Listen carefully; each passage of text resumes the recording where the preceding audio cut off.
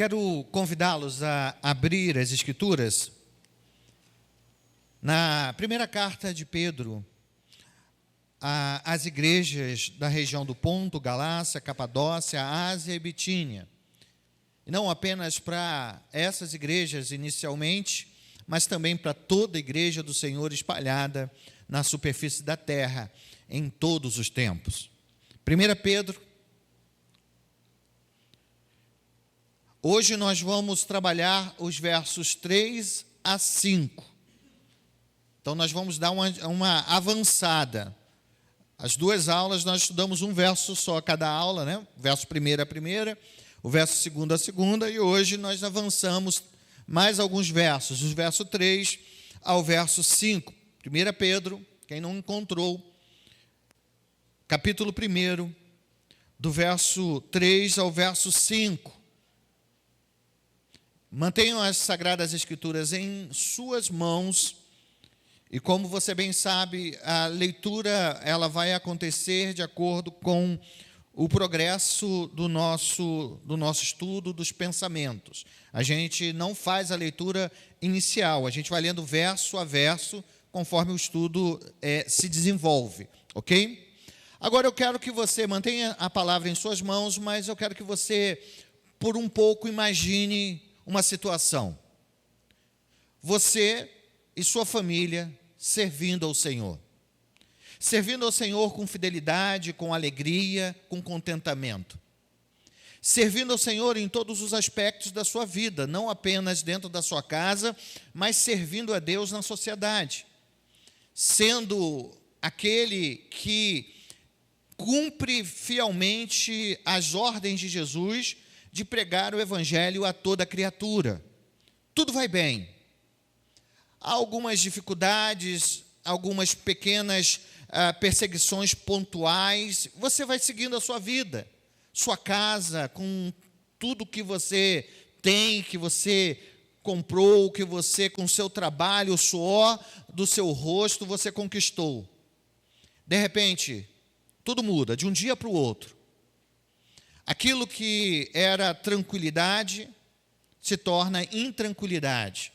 A certeza, incerteza. A esperança, desesperança. Por quê? Porque se inicia uma grande perseguição. Nos primeiros dias era apenas prisão. Mas nos dias que se seguiram, muito mais do que prisão. Morte. Os cristãos presos eram mortos. Mortos em praça pública. Mortos na arena que havia em Roma. Mortos de várias formas. Dilacerados por leões, pisoteados por touros, mortos no Coliseu antes de iniciar as lutas dos homens que ali lutavam, dos gladiadores, só para diversão. Famílias inteiras.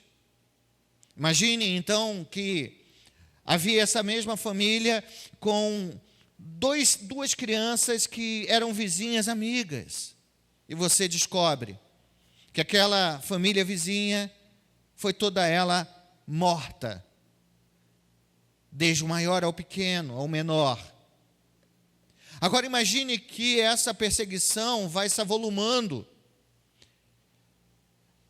Aqueles pretores batem nas portas, procurando os crentes. O que você faria? Ao baterem na sua porta e indagarem, você é um deles? Você é um cristão? O que você diria? Agora imagine que dentro dessa situação, aqueles soldados começam a chegar na tua região, na tua cidade, e você vê-se a necessidade de fugir. Ou com uma mala, ou com uma mochila. A única coisa que você pode tirar de casa é você, sua família e alguns poucos pertences. Porque você não quer negar a Cristo. Então você, para não morrer, prefere ir para longe, fugir da vista dos soldados. Mas mesmo fugindo, o medo, a desconfiança, porque os vizinhos e as pessoas ao lado, ao descobrirem que você é cristã, pode te denunciar. A responsabilidade de você não se calar diante do Evangelho. E agora, eu prego ou não prego? Fico quieto, me calo.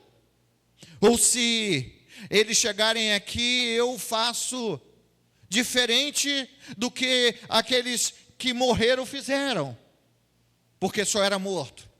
Aquele cristão que dizia: eu sou cristão, servo, Jesus é o meu Senhor. Os que negavam eram poupados. Esta realidade que eu estou dizendo a você foi exatamente a realidade que moveu Pedro a escrever essa carta. Os crentes, a igreja, não apenas nesta região, mas em todo o Império Romano e em todo o mundo, estava sendo perseguida. Milhares de cristãos já tinham sido mortos. E então Pedro, que também estava na mira do Império Romano, como você sabe, provavelmente nos arredores de Roma ali, escondido, ele escreve essa carta para fortalecer o coração daqueles homens e mulheres que viviam dias difíceis. E a grande pergunta é: diante da adversidade, diante do dia mau, diante da crise, diante da perseguição, ainda há espaço ou ainda existe espaço para o crente, para o cristão, adorar e se alegrar no Senhor? Essa é a pergunta que muitos estavam fazendo ou se fazendo diante daquela realidade. Será que há espaço, há tempo, há motivação para que venhamos a, mesmo nessa situação, louvar e adorar a Deus? A resposta para esta indagação é sim. O crente, o cristão deve bendizer, adorar e glorificar a Deus em toda e em qualquer circunstância. Sejam nas boas, nas nem tão boas, ou nas circunstâncias cruciais e difíceis. E é isso, queridos, que esses versos desta carta, esses versos que vamos estudar hoje, nos ensinam a, em meio aos dias maus, em meio às adversidades, o crente deve adorar ao seu Senhor. É isso que o verso 3 expressa. Inicialmente, Pedro diz assim: bendito o Deus e Pai de nosso Senhor Jesus Cristo. Essas palavras iniciais são palavras de adoração. Pedro inicia sua carta depois da saudação, adorando a Deus. Chamamos na teologia esse início, essa frase, bendito Deus e Pai de nosso Senhor Jesus Cristo, de doxologia. É uma canção escrita. Pedro inicia a sua carta, a sua fala, não se referindo aos dias maus, não se referindo às perseguições, não olhando para Deus e se vitimizando. Pelo contrário, ele inicia a sua carta adorando, exaltando a Deus. Agora imagine comigo mais uma vez. Alguém que você conhece, que está vivendo um dia ou períodos difíceis, provas, crise, seja de saúde, espiritual, familiar, trabalhística, não importa, mas essa pessoa está em crise. E você sabe disso. E de repente essa pessoa te liga, te manda uma mensagem, diz: eu preciso conversar com você, que eu preciso de ajuda, eu preciso que você me ajude. Você marca um encontro com essa pessoa, ou liga para essa pessoa. Qual é a primeira coisa que você faz? Você diz assim para essa pessoa: espere um pouquinho, vamos adorar ao Senhor? Vamos fazer um culto de louvor ao nosso Deus? É assim que você começa? Eu acho que a maioria de nós, não. Quando a gente encara a pessoa que precisa da nossa ajuda, a primeira coisa: em que eu posso te ajudar? Me conta o que está acontecendo. Não é isso que nós fazemos? A gente quer ir logo no urgente, logo na necessidade, logo naquilo que está incomodando aquela pessoa que nós amamos. Pedro não faz isso. Pedro sabe das adversidades, porque ele mesmo está vivendo essas adversidades, mas em vez de ele começar a pontuar os problemas, em vez de fazê-lo, ele adora ao Senhor, ele diz: bendito Deus e Pai de nosso Senhor Jesus Cristo. Nós devemos aprender com Pedro, nas adversidades, nos dias maus, nós devemos nos prostrar diante da majestade do Senhor e adorá-lo.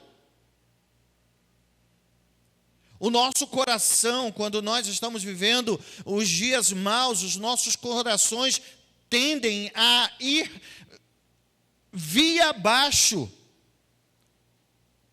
Nosso coração tende a se fechar.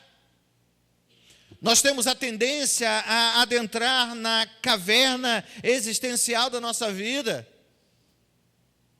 E reclamar, e reclamar, e reclamar.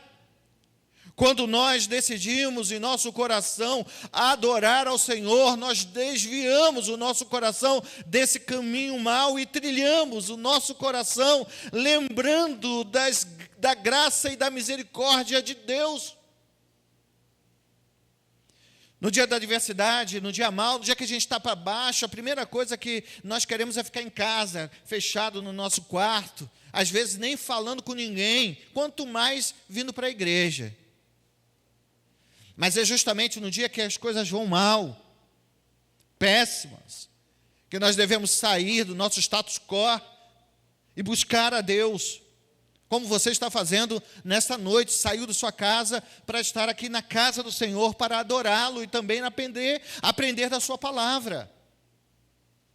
A adoração é algo que eleva a nossa mente, o nosso coração e o nosso contentamento, porque enquanto estamos adorando ao Deus da graça, nós nos lembramos de tudo que Ele fez, de tudo que Ele faz, de tudo que Ele fará em nossas vidas. É por isso que a oração é como um oásis em meio ao deserto, ou talvez os vales que o cristão percorre na caminhada para a mansão celestial, para a terra prometida. Aprendam isso com o apóstolo Pedro. Em meio às tribulações, adversidades, ainda assim, bendiga ao nome do Senhor. Faça como o salmista no Salmo 103, lembre, ele está vivendo dias amargurantes, e então ele olha para dentro de si, para a sua alma, e diz: porque tu estás abatida dentro de mim, ó minha alma?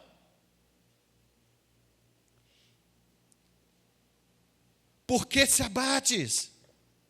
Quando adoramos, nós esquecemos e deixamos de lado as pressões e nos lembramos daquilo que Deus fez, faz e fará.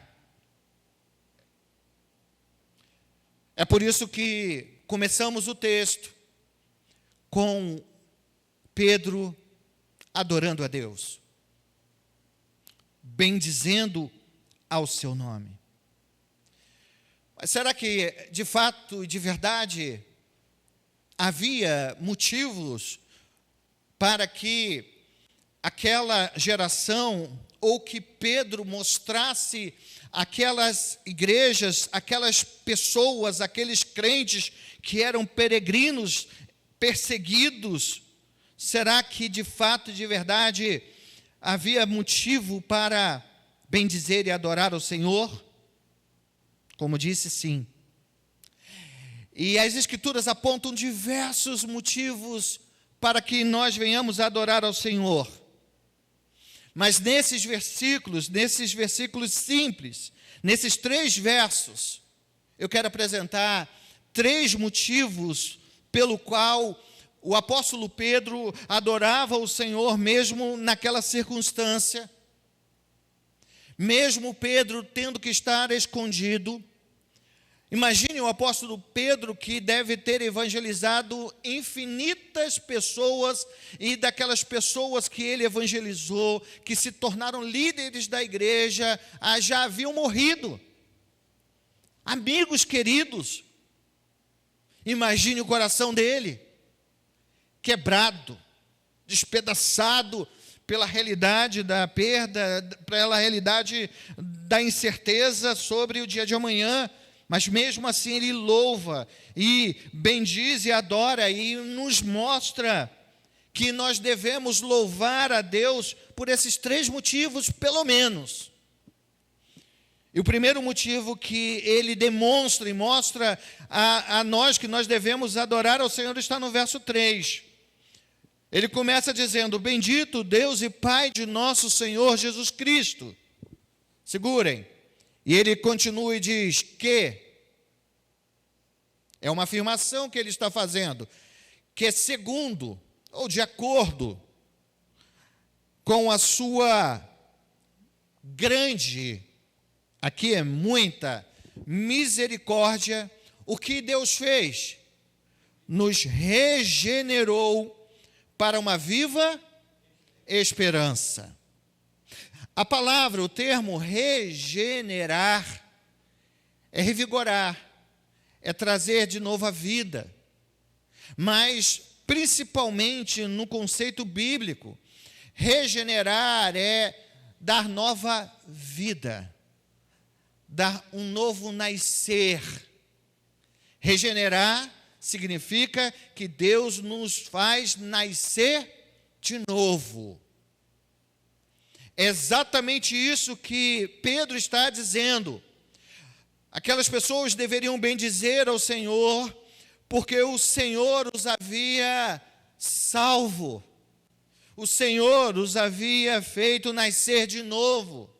E por isso, de forma proposital, nós lemos Colossenses capítulo 1, quando Paulo, ele diz que nós fomos libertos do império das trevas. Regenerar é nascer de novo. Pedro nos motiva a bendizer ao Senhor, porque nós nascemos de novo. Nós não nascemos da carne nem do sangue, mas nascemos do Espírito. Se você está num dia mau, esse é um motivo, ao trazer à sua memória que você nasceu de novo, o motivo de você sorrir diante do Senhor e para o Senhor. Nós fomos regenerados. E agora, segurem um pouco, porque olhe como o apóstolo Pedro se utiliza do termo. Ele diz que Deus é bendito, ok? O Deus Pai é bendito.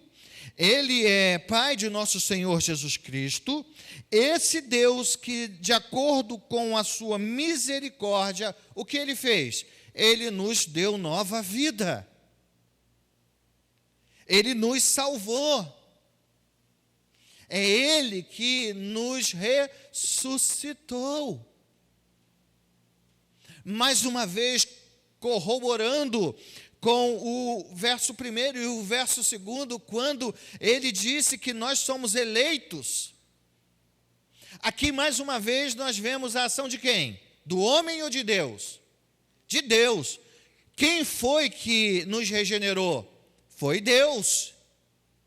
Ou seja, estávamos perdidos, mortinhos da silva, como diz o apóstolo Paulo em Efésios, no capítulo 2. Mortos em nossos delitos e pecados. Caminhávamos a passos largos para o inferno, que era algo que de fato merecíamos. A depravação era total, estávamos totalmente mortos. E isso deve alegrar você, saber que Deus te regenerou, que Deus te tirou do lamaçal do pecado, que a ira que era contra você, a ira de Deus contra você, na cruz do Calvário foi retirada. Se o dia vai mal, se alegre nisso. Porque se você foi regenerado, você foi salvo pela graça. E então nós devemos agradecer porque fomos regenerados. Agora, regenerados por Deus, não segundo a nossa inteligência, não segundo a nossa força, não segundo a nossa bondade. E esse texto está em prontidão, ou está muito próximo do que Paulo disse em Efésios no capítulo 2. Nós fomos salvos pela graça, por meio da fé. Esta fé não vem de nós, vem de Deus. E tudo isso para que nós não nos gloriemos o quê? Nas nossas obras. Então, esta salvação, essa regeneração, que é um ato de Deus, ato da graça, é também um ato de misericórdia. Ato de misericórdia, porque nós não merecíamos. É misericórdia da parte de Deus nos escolher e nos dar nova vida. Poderíamos ir para casa só com essa primeira verdade. Mas dentro dessa verdade, ele diz que nós fomos salvos, nós fomos regenerados pela misericórdia do Deus Pai, por meio da obra salvífica de quem? Do Deus Filho, Jesus Cristo. Ele diz que nós fomos regenerados por meio da sua misericórdia para uma viva esperança. A nossa esperança está viva. Nós que esperamos com paciência no Senhor, nós esperamos com certeza absoluta de que Deus continua a agir em nossa vida. Quando Pedro encerra esse verso 3, ele diz que nós fomos salvos para uma viva esperança mediante o quê? A ressurreição de Jesus Cristo dentre os mortos. E é algo que precisa ser lembrado a cada um de nós. A salvação, ela foi dada de graça a cada um de nós. Não foi porque nós éramos bons ou porque Deus viu alguma coisa boa em nós, mas éramos mortos, estávamos mortos. A salvação foi pela graça, mas essa salvação que foi pela graça custou um grande preço. E esse preço foi o sangue de Cristo. Quando falamos do Evangelho, quando falamos da pregação do Evangelho, nós precisamos nos lembrar que para sermos regenerados por Deus, Jesus teve que passar pela cruz.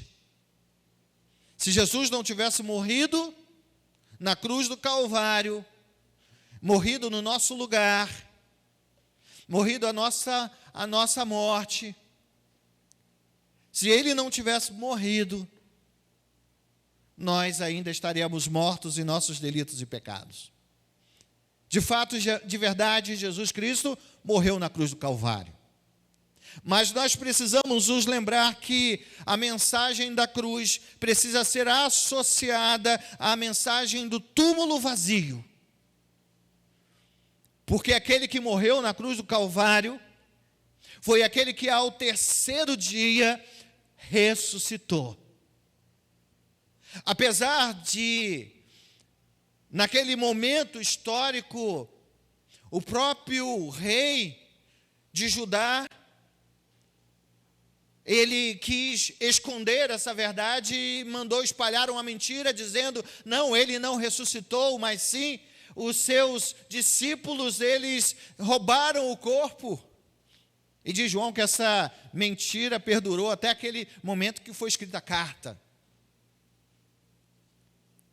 E muitos diziam, muitos judeus, não, eles roubaram o corpo de Jesus, esconderam um lugar para dizer que ele ressuscitou, porque ele ficava dizendo em todos os lugares, eu vou morrer, mas ao terceiro dia eu vou ressuscitar.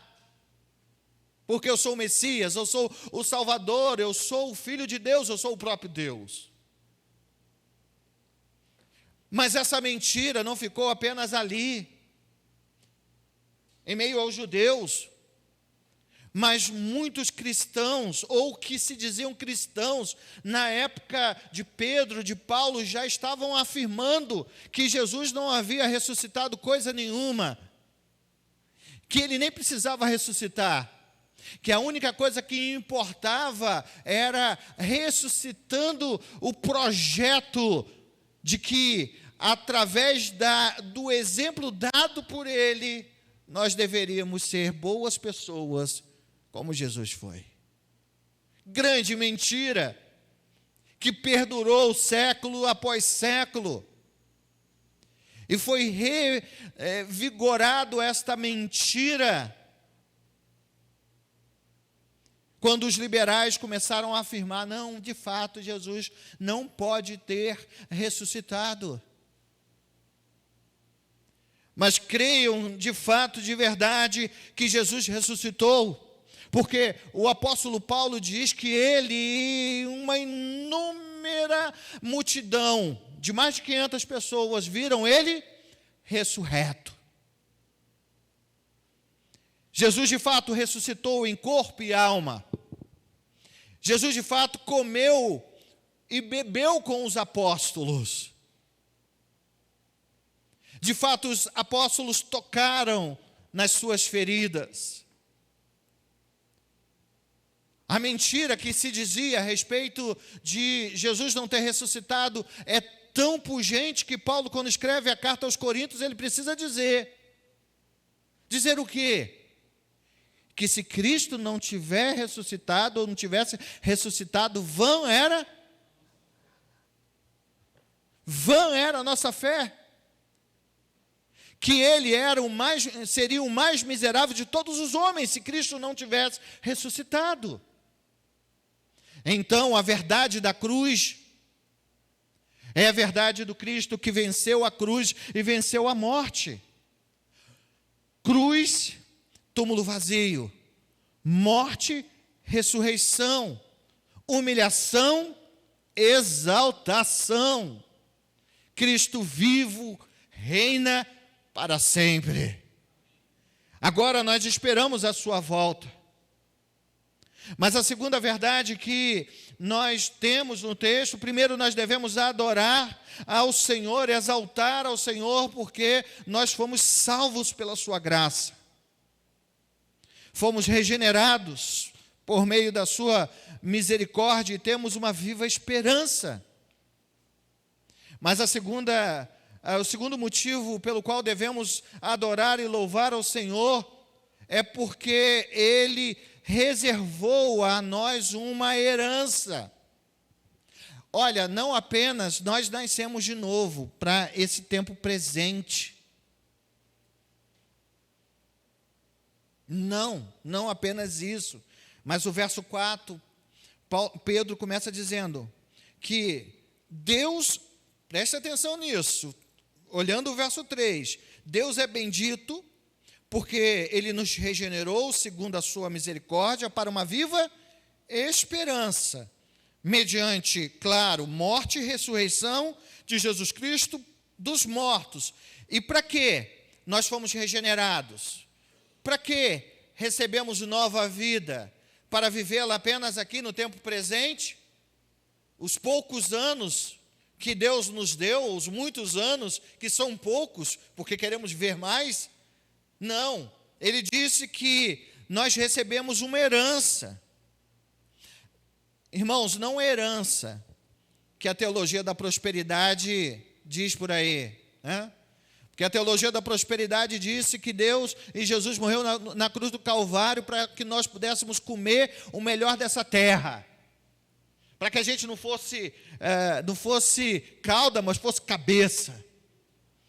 para que a gente fosse mais do que vitorioso e conseguisse alcançar todos os projetos, todas as metas que nós temos aqui. Jesus morreu no cruz do Calvário para que a gente possa comprar e trocar de carro todo ano. Não que isso não seja possível se a gente trabalhar com afinco, né? Só trabalhar muito bem trabalhado pode acontecer, ou não. Mas eles dizem que a herança é essa herança terrena.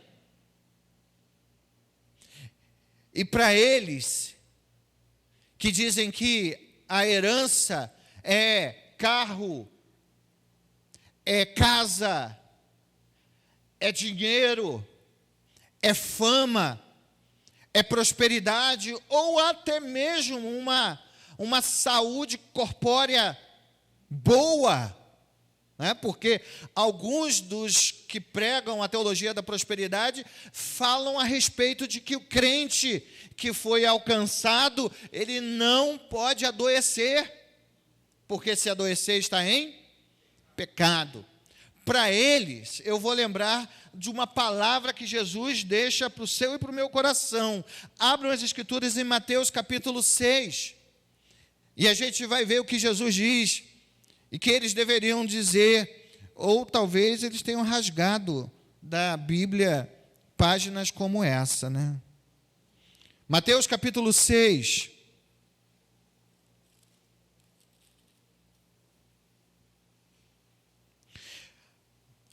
verso 18 em diante. Vamos fazer a leitura de forma alternada, verso 18 até o verso 21, ok? Mateus capítulo 6, do verso 19, melhor, do verso 19 ao verso 21. Leitura alternada. Não acumuleis para vós outros tesouros sobre a terra, onde a traça e a ferrugem corroem, onde ladrões escavam e roubam.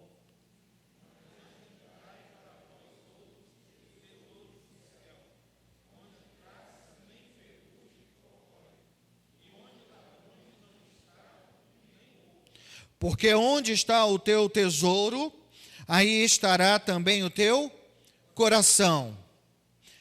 Os teólogos da teologia da prosperidade, eles anunciam e pregam um tesouro. Eles anunciam e pregam uma herança. Agora, Pedro também anuncia e prega um tesouro. Ele anuncia e prega uma herança. Mas a diferença é que a herança anunciada por eles, o tesouro anunciado por eles é perecível. Compramos uma camisa, os homens usam mais tempo a camisa do que as mulheres, né? Mas compramos uma camisa e a camisa tem um tempo de validade. Tênis tem um tempo de validade. Os móveis que compramos têm um tempo de validade. E no tempo presente, cada dia menor, né? Tudo tem um tempo de validade.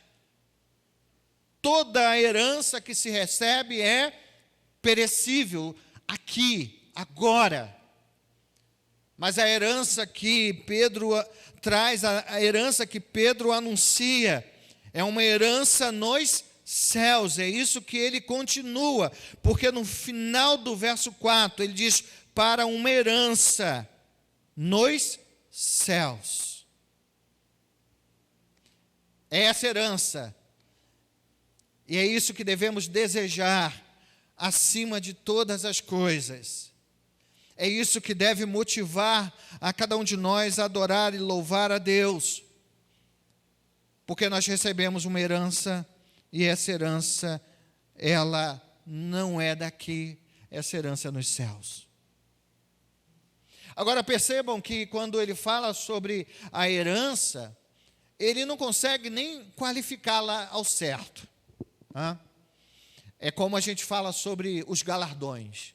Como é que é o galardão que a gente vai receber na nova vida?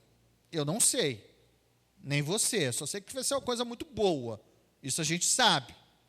E Pedro, ele fala sobre essa herança, ele sabe que é a nova vida, a eternidade com Cristo, mas ele vai dizer algo importante sobre esta herança que é dada por Deus.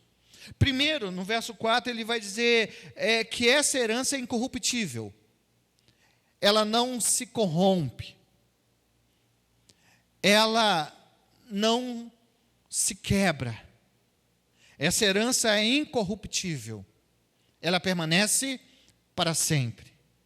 Se nós olharmos então e entendermos que essa herança é a salvação que Cristo nos dá, é a salvação para que moremos eternamente com Ele, então é válido dizer que a promessa que Jesus fez de herança é algo dada por Ele, é algo que não se perde, não se quebra, não se volta para trás. Essa herança, além de ser incorruptível, ela também é sem mácula.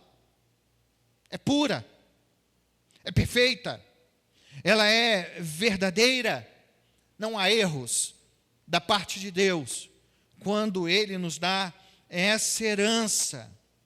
Mas por fim, essa herança é imarcessível. Difícil a palavra, né? O que significa o termo imarcessível? Era usado geralmente quando você olha para algo e algo perece. Uma flor que começa bela no início do dia e no final da tarde o murcho cai. O que o apóstolo Pedro diz e ele quer afirmar é que essa herança não murcha, que ela não perde o valor, que ela não perde o brilho.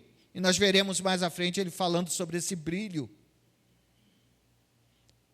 Aqui nos tem apresentado a certeza de que o crente, o eleito, aquele que foi salvo e remido pelo sangue do Cordeiro, tem uma herança. E essa herança foi preparada por nós, para que um dia nós possamos morar com Ele nos céus.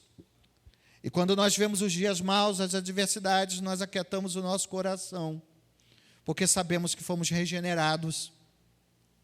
E ser regenerado, ter vida nova, não significa que nós não teremos dias maus, adversos, dificuldades, porque Jesus disse que no mundo teríamos aflições. E Ele mesmo disse que Ele enxugaria dos nossos olhos as lágrimas. E se Ele enxuga as lágrimas, é porque as lágrimas antes rolaram. É exatamente dessa forma que o crente precisa, ao olhar essa realidade que é apresentada por Pedro, essa precisa ser a mentalidade e a minha forma de adorar e bendizer ao Senhor se diz quando eu sei de onde eu vim, para onde eu vou, o que Cristo fez por mim, o que Ele garantiu a mim. E isso nos traz a terceira verdade. Nós devemos adorar ao Senhor, nós devemos louvar a Ele, porque Ele nos mantém firmes até o fim. Sabe por quê? Porque se a nossa salvação, se a nossa eternidade dependesse da nossa força, da nossa vontade, dos nossos próprios desígnios, há muito, não é pouco não, já teríamos abandonado o barco da salvação. Mas é isso que ele diz no último verso, o verso 5. Ele nos diz que sois guardados pelo poder de Deus, mediante a fé, para a salvação preparada para revelar-se no último tempo. O que Pedro está dizendo? Ele está lembrando a eles, olha, voltando, você foi regenerado, você foi salvo. Deus, Ele veio na sua direção e por graça e misericórdia Ele te salvou, por sua misericórdia, te deu viva esperança. Você é salvo no tempo presente, você é salvo da ira vindoura, mas você é salvo não apenas para viver o tempo aqui presente, mas você foi salvo para viver uma eternidade ao lado de Cristo. Mas o que garantirá essa chegada ao outro lado? Lembra que eu falei na última aula que nós estamos como numa travessia e que essa jornada é como se estivesse em uma ponte, que nós não devemos fazer uma morada, uma cabana, uma casa no meio da ponte, que ela é só uma travessia. Nós não devemos ficar no deserto. O deserto é apenas uma passagem, nem no vale. Nós estamos de caminho, nós estamos a caminho de algo maior do que aquilo que nós estamos vivendo no tempo presente. Agora ele vai dizer: você chegará no final. Deus está garantindo em Cristo que você chegará lá. Romanos capítulo 8. Mais uma vez nós nos lembramos daquilo que Paulo diz a partir do verso 28. Quando lá no próprio verso ele diz: todas as coisas cooperam para o bem daqueles que amam a Deus. Mas fiquem, porque ele diz, daqueles que foram chamados segundo o seu propósito. E aí quando ele chega a partir do verso 31, ele vai dizer exatamente esta verdade: nada pode nos separar do amor de Deus que está em Cristo Jesus. É isso que ele está dizendo. Nós somos guardados para aquele grande dia. Porque ele vai dizer, nós somos guardados para quê? Para recebermos a herança. Você lembra que Jesus, na oração sacerdotal, ele diz ao Pai: não peço que os tire do mundo, mas que faça o quê? Que os livre do mal. Nós somos guardados para aquele grande dia.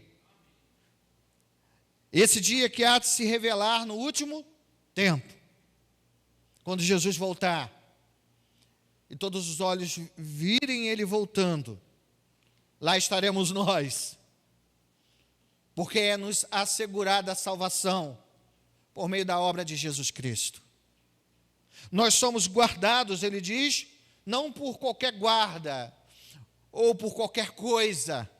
Nós somos guardados pelo poder de Deus. Você pode se alegrar nisso? Você é guardado no poder de Deus. Esse mesmo poder que ressuscitou Jesus dentre os mortos. Esse mesmo poder que, quando você estava morto em delito e pecado, te regenerou, te fez nova criação. É sobre esse poder que Pedro está dizendo. Nós somos guardados por esse poder, o poder de Deus, mediante a fé, para a salvação. Fé, que é um presente de Deus. Fé salvífica, fé robusta, fé que adentra o nosso coração e transforma o coração de pedra, dando o coração de carne. Uma fé que nos tira da prisão do pecado e nos dá nova vida.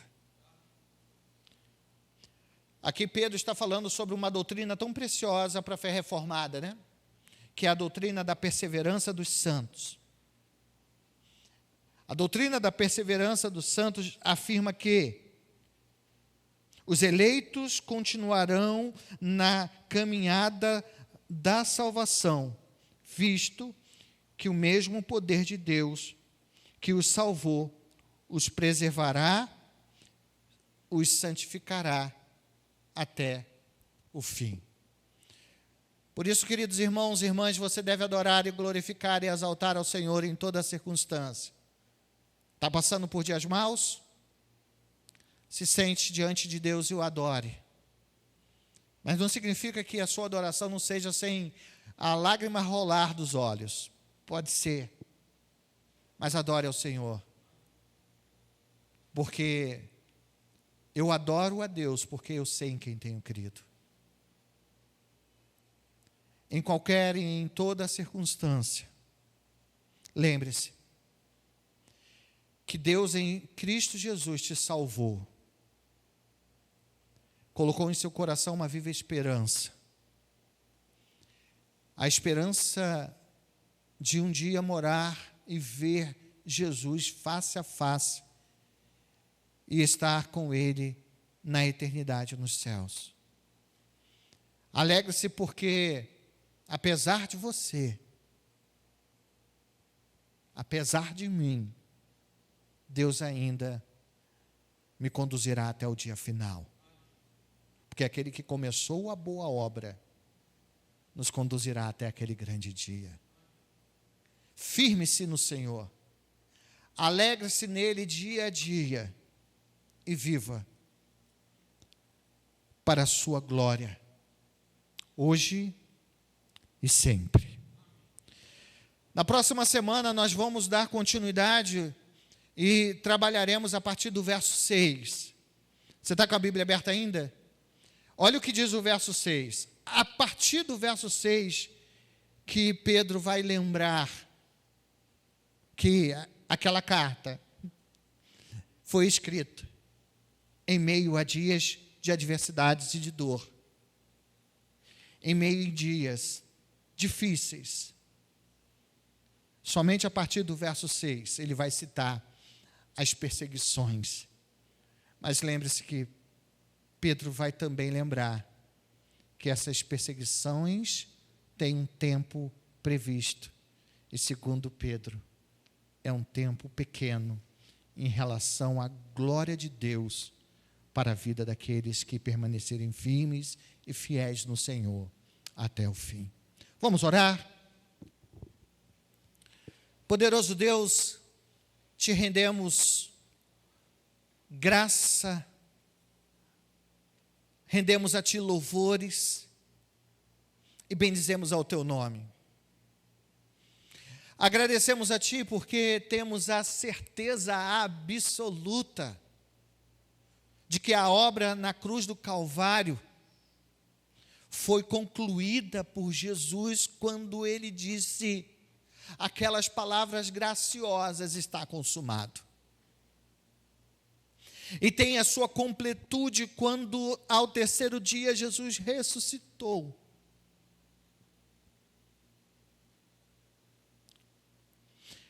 Ah, Senhor, que certeza no coração do crente de que o Senhor preparou uma herança que não se corrompe, uma herança que é pura, uma herança que não perde o brilho, a qualidade.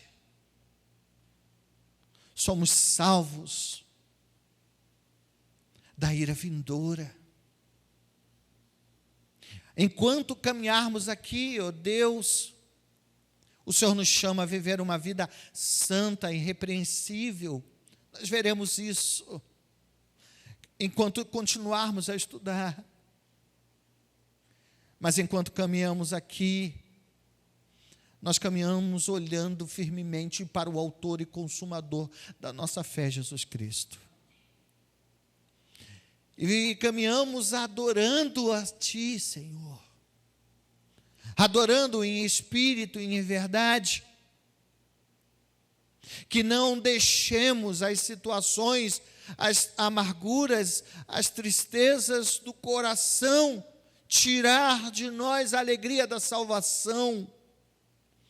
Pelo contrário, por meio da Tua palavra, nos faz lembrar das Tuas promessas. Promessas que excedem ao tempo e ao espaço e nos leva até a eternidade. Obrigado, Senhor. Nós te agradecemos e louvamos. Oramos em nome de Jesus. Amém.